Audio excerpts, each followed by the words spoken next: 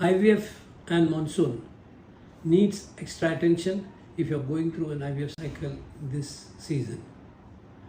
Naturally, during monsoon, we all crave for chai, street food, pakoras.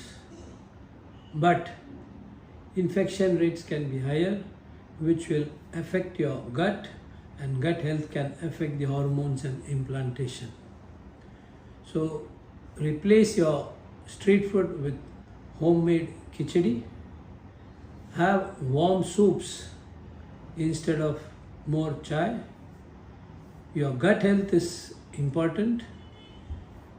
Eat warm, eat the right food, and eat with intention. Your embryos are counting on you.